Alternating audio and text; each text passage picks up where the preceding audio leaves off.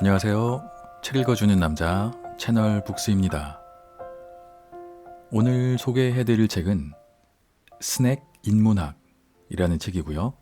지은이는 타임스낵이라고 활동명이시겠죠, 아마도. 그리고 출판사는 스테이블이고요. 제목이 이 책을 아주 잘 표현해주는 것 같아요. 스낵 인문학. 인문학 서적인데 스낵처럼 가볍게 읽을 수 있다. 뭐 이런 의미로 지으셨다라고 하는데 잠시 후에 제가 책 소개가 끝난 이후에 앞쪽에 에피소드들을 한 서너 개 정도 읽어 드릴 건데 아마 들어보시면 굉장히 직관적으로 느낌을 아실 수 있을 것 같아요. 인문학 책 좋아하시는 분들은 아시겠지만 사실 굉장히 재밌습니다. 인문학이 사람에 대한 거기 때문에. 근데 대부분의 인문학 책들이 조금 어려운 경우가 많죠. 학문적으로 들어간다거나 뭐 그럴 경우에. 근데 인문학을 흥미롭게 써놓은 종류의 책들은 사실 또 종종 있었어요. 재밌는 인문학 책들이 상당히 많죠. 근데 그 중에서 제일 편하게 읽을 수 있는 책이 아닐까라고 생각이 될 정도로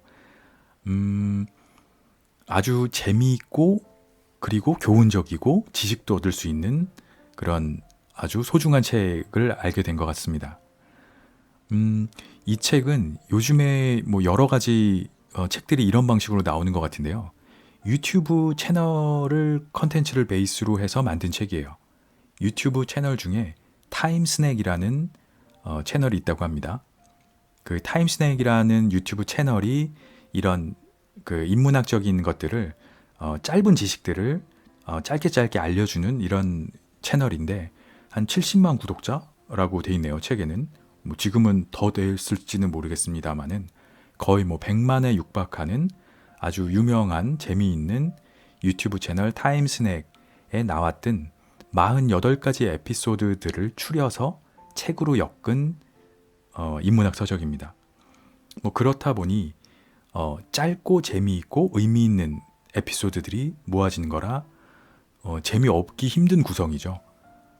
방금 전에도 한번 말씀드렸지만 잠시 후에 제가 요 뒤쪽에 이제 오디오북 낭독을 할 때 그 에피소드들을 그냥 순서대로 쭉 한번 읽어드릴 거예요. 앞에 부분을 출판사에도 협의를 받은 상황이라.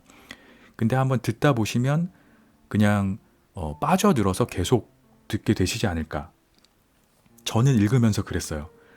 여기 책 속에 나온 것처럼 제일 앞에 머릿말에 뭐 어떤 과자 광고를 스낵 광고를 패러디해서 손이 가요 손이 가 이렇게 쓰셨던데 진짜 한 번 손이 가면 한 번 먹기 시작하면 바닥이 드러날 때까지 멈출 수 없는 스낵처럼 그렇게 재미있고 유익한 이야기들을 계속해서 들려주는 책이다 라고 설명을 하고 있습니다.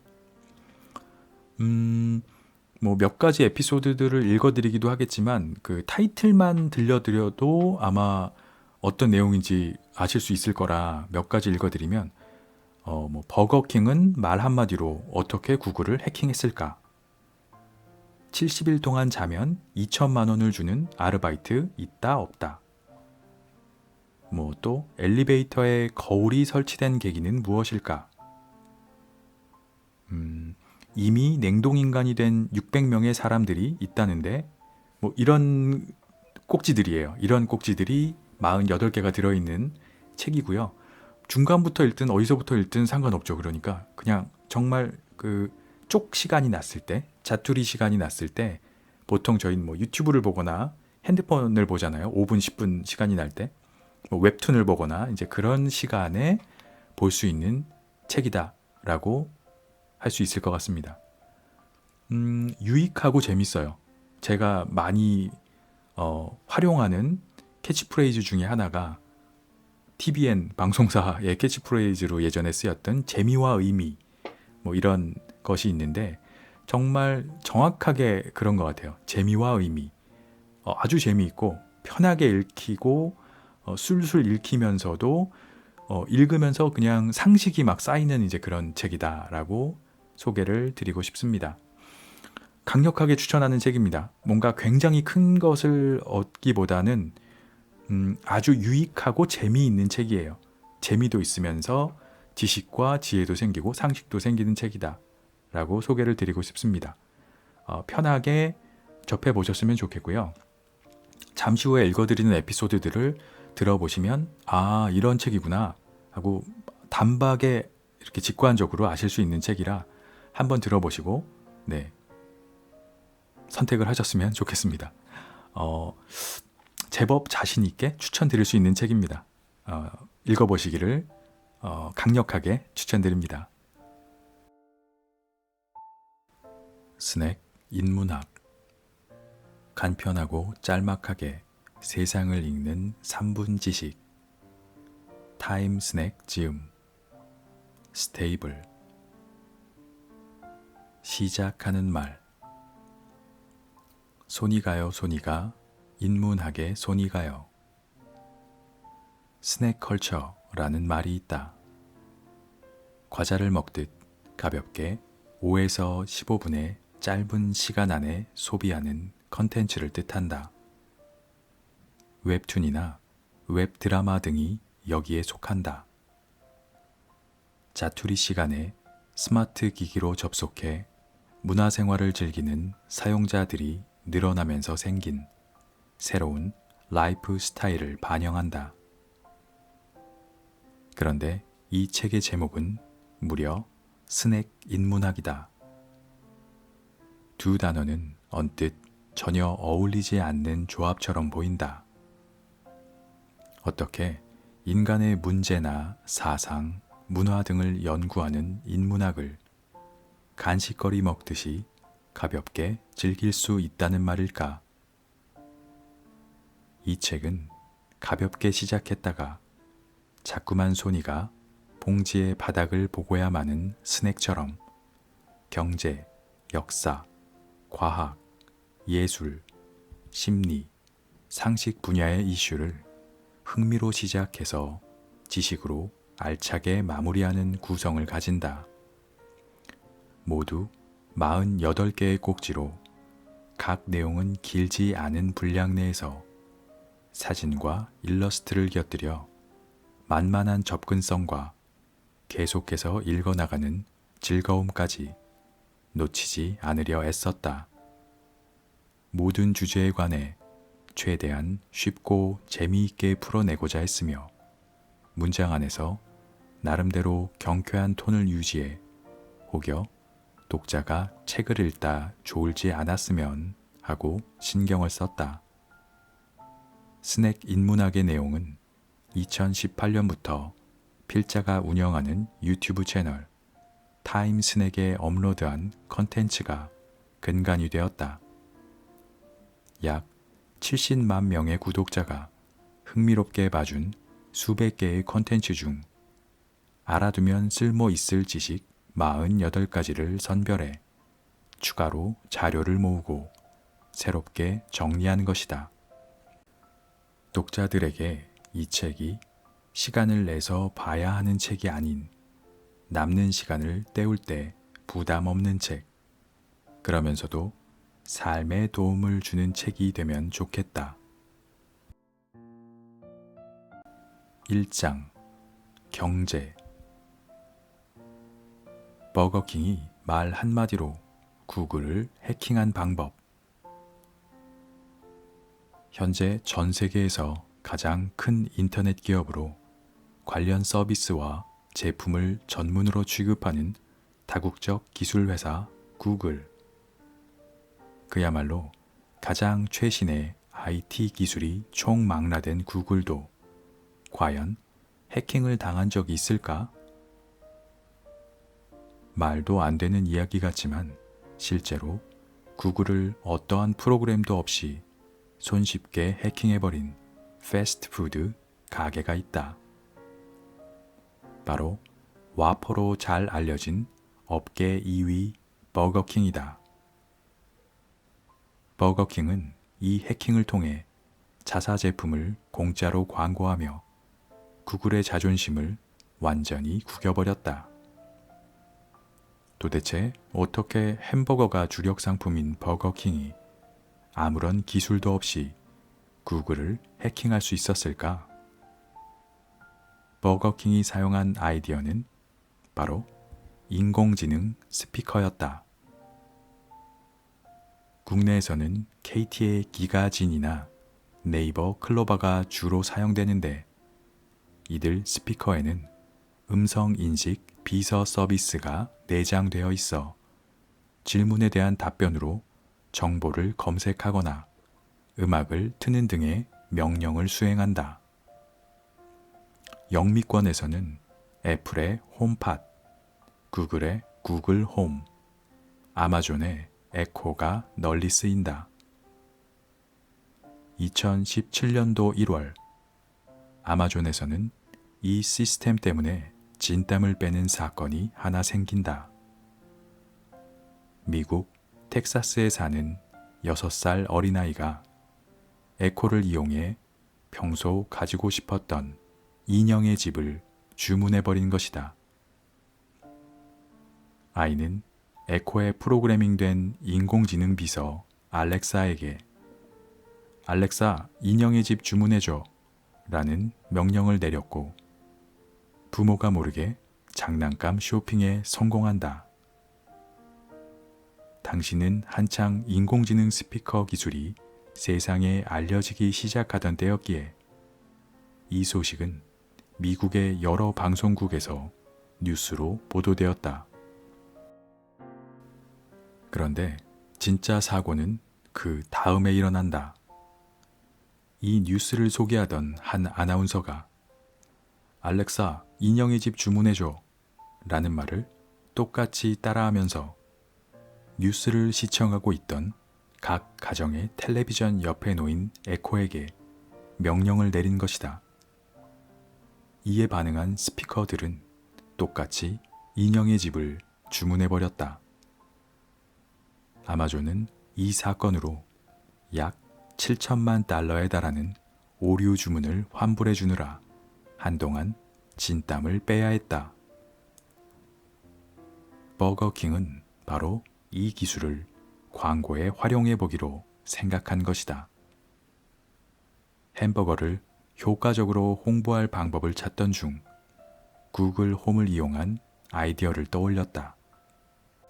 버거킹은 텔레비전 광고 마지막 부분에 오케이 구글, 와퍼버거에 대해서 설명해줘 라는 멘트를 추가했다. 구글 홈은 오케이 구글 이라는 말에 자동으로 반응해 뒤에 이어지는 명령을 수행하도록 되어 있다. 그래서 이 광고를 보던 가정집 텔레비전 옆의 구글 홈들은 버거킹의 멘트를 듣고 인터넷 웹사이트에 소개된 와퍼버거에 대한 설명을 하기 시작했다. 구글이 피땀 흘려 개발한 기술을 버거킹이 무단으로 자사 제품 홍보에 이용한 것이다.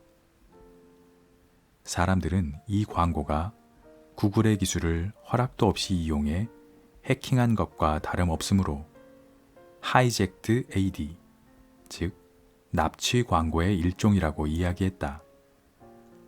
그러나 결과적으로 버거킹은 상상 이상의 광고 효과를 누렸고 구글 역시 음성 인식 성능을 인정받아 인공지능 스피커 매출이 대폭 증가했다. 첨단 기술의 빈틈을 활용한 이 발상의 전환은 광고업계에서 두고두고 회자되며 2017년 칸 국제 광고제에서 상을 받기도 했다. 기술은 개발 의도가 분명히 있겠지만 어떻게 쓸 것인지는 사용자의 몫임을 보여주는 흥미로운 사례가 아닐까? 잘 나가는 대기업들의 지우고 싶은 흑역사. 지금은 난다 긴다 하는 유명한 대기업들의 처음은 어땠을까? 처음부터 잘 되기만 한 것은 아니지 않을까? 원숭이가 나무에서 떨어지듯 실수도 있었을 것이다. 물론 이는 성장의 발판이 되었을 테지만 기업의 입장에서 흑역사라고 부를 만한 특이한 과거를 소개한다. 크리에이터라는 새로운 직업까지 만들어낸 유튜브는 처음에 온라인 데이트 서비스를 제공하던 웹사이트였다. 유튜브 창업자 중 한 명인 스티브 첸은 사람들이 자신을 홍보하는 영상을 올리고 인연을 찾도록 하기 위해 사이트를 만들었다. 그러나 이용자가 너무 적어서 구직 사이트에서 개인 홍보 영상을 올리는 일을 할 여성을 모집하기도 했다. 그러나 여전히 사이트가 활성화되지 않자 전략을 바꿔 자신의 일상을 올리는 등 영상 사이트로 개편했고, 그것이 현재의 유튜브가 되는 발판을 마련해 주었다. 이것은 결과적으로 많은 창업자들에게 영감을 주는 좋은 실패이자 전환으로 남았다. 인텔은 1968년 창립 이래 약 50년이 넘는 시간 동안 전 세계 CPU 시장에서 엄청난 점유율을 차지하고 있는 기술 회사다. 그런데 2020년 8월 해커에게 약 20GB의 내부 기밀 자료를 유출당한다. 해커가 인텔의 보안을 어떻게 뚫었는지 조사하던 중 해당 자료의 압축 파일 비밀번호가 인텔 123인 것으로 밝혀졌다. 이로 인해 인텔은 세계적인 기술 회사의 보안이 1차원적인 비밀번호로 이루어졌다는 사실이 알려지면서 지우고 싶은 흑역사를 만들어버렸다.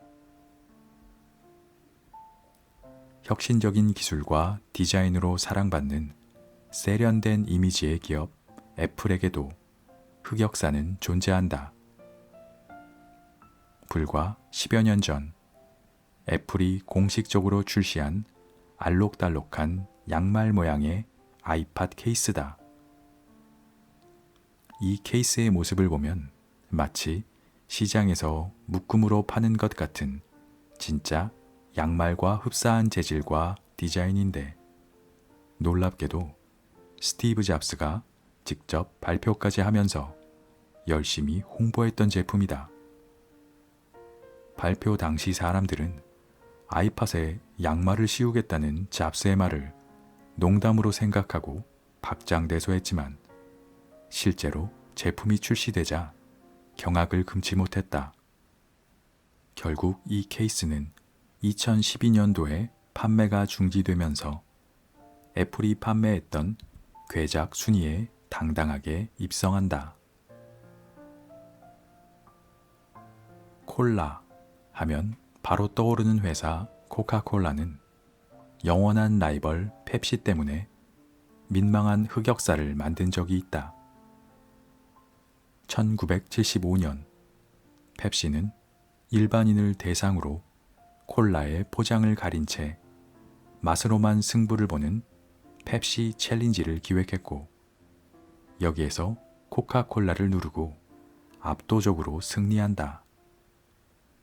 이에 충격을 받은 코카콜라는 기존의 맛을 버리고 대놓고 펩시의 맛을 흉내낸 뉴 코크라는 새로운 콜라를 출시한다. 하지만 코카콜라의 기대와 달리 50만 명이 넘는 소비자들은 이전의 코카콜라 맛을 돌려내라고 항의했고, 결국 코카콜라는 뉴 코크를 출시한 지 3개월 만에 판매를 중지하고 코카콜라 클래식이라는 이름을 붙인 이전의 콜라를 다시 생산하게 된다. 펩시를 따라하려다가 본전도 못 찾은 흑역사라고 할 수 있겠다. 애플 못지않게 전 세계 스마트폰 시장을 주도하고 있는 국내 기업 삼성에도 지우고 싶은 흑역사는 존재한다. 애플의 아이폰 신드롬이 일어났던 2012년, 삼성은 이를 따라잡기 위해 옴니아 시리즈라는 스마트폰을 출시한 적이 있다. 하지만 당시 애플만한 기술력이 없었던 삼성은 기술로 승부가 안 되니 아이폰의 이미지를 깎아내리는 비방 마케팅을 하기 시작한다. 인터넷으로 영상을 볼 수 있는 아이폰에게 DMB 지원이 안 된다고 비난하며 자사의 제품은 손톱으로도 터치가 가능하다는 다소 애매한 기능까지 내세우며 광고했다. 하지만 이런 노력에도 불구하고 옴니아는 아이폰의 열풍 속에 쥐도 새도 모르게 사라졌고 남은 것은 낯부끄러운 비방 마케팅의 흔적뿐이다. 일본의 대형 게임 회사 닌텐도는 1993년도에 자사의 대표 게임 슈퍼마리오를 야심차게 실사 영화로 제작하기로 결심한다. 워낙 유명한 게임이었기에 영화화 소식에 팬들은 엄청난 기대를 했지만 막상 개봉한 영화는 그야말로 혼돈 그 자체였다. 게임 속에서 귀여운 악당인 군바와 거북이가 기괴한 파충류로 등장하면서 작품 내내 파괴적인 분위기가 이어질 뿐만 아니라 주인공인 마리오조차 배관공 출신이라는 것 말고는 밝고 용감한 원작의 마리오와는 공통점을 찾아볼 수 없었다. 결국 이 영화는 제작비의 절반도 벌지 못하고 폭망하면서 닌텐도의 흑역사로 남게 된다. 지금까지 알아본 대기업들의 실수는 어찌 보면 기업이 성장하기 위해서 당연히 필요한 수순일 것이다. 흑역사가 없었다면 지금의 꿀역사 역시 없지 않았을까? 디즈니랜드 직원이 반드시 지켜야 하는 독특한 규칙. 디즈니랜드는 미키 마우스의 아버지이자 애니메이션 거장인 월트 디즈니가 세운 세계 최초의 놀이공원이다. 그곳에 들어가면 만화 속에 등장하는 캐릭터들이 현실로 나온 것처럼 공원 안을 돌아다닌다. 바로 인형탈을 쓰거나 분장을 한 디즈니랜드의 직원들이다. 모두의 꿈과 희망이 지켜져야 하는 환상의 나라인 디즈니랜드를 대표하는 마스코트인 만큼 이들에게는 반드시 지켜야 하는 특별한 규칙이 있다. 첫째, 절대로 잘 모르겠습니다 라는 대답을 해서는 안 된다. 디즈니랜드에 방문한 손님이 직원에게 어떤 질문을 하더라도 모른다고 해서는 안 되는 것이다. 이는 캐릭터 역할을 하지 않는 일반 직원에게도 해당된다.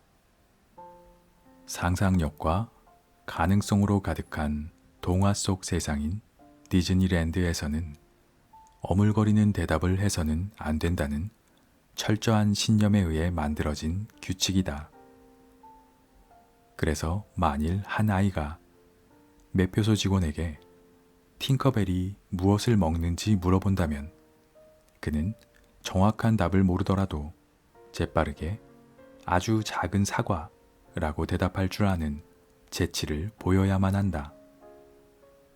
한 아이가 쓰레기를 줍던 직원에게 무엇을 하는 것인지 묻자 난 지금 꿈의 조각을 줍고 있단다 라고 대답한 것은 유명한 일화다. 둘째, 디즈니랜드의 직원은 한 손가락으로 특정한 방향을 가리키는 삿대질이 금지되어 있다.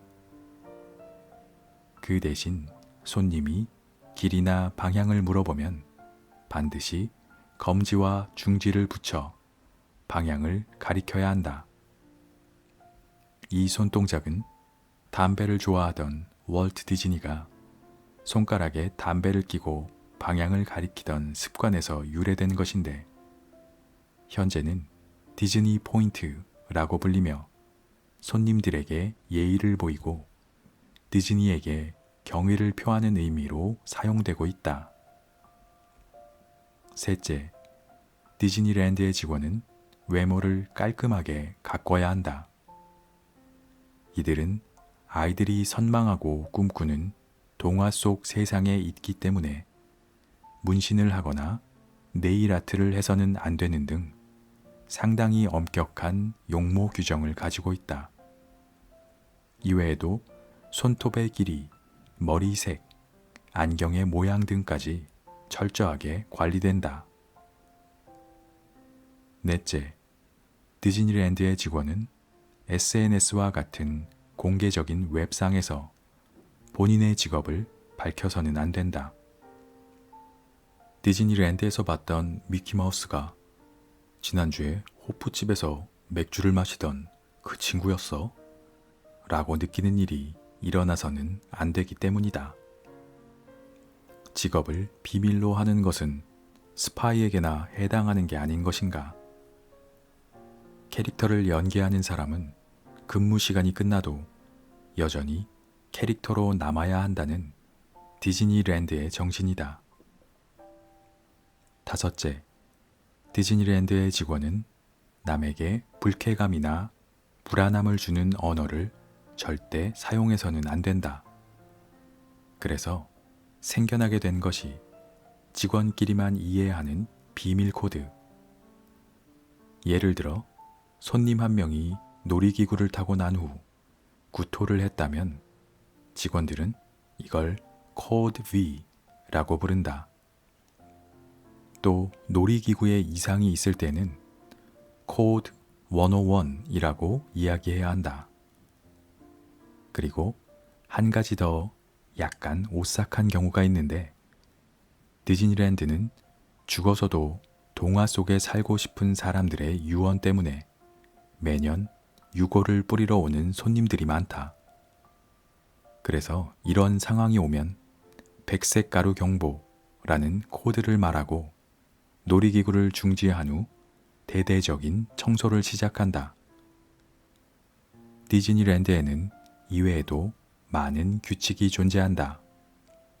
이러한 디즈니랜드만의 서비스 정신이 있기에 방문객들의 꿈 또한 소중하게 지켜지는 것이리라.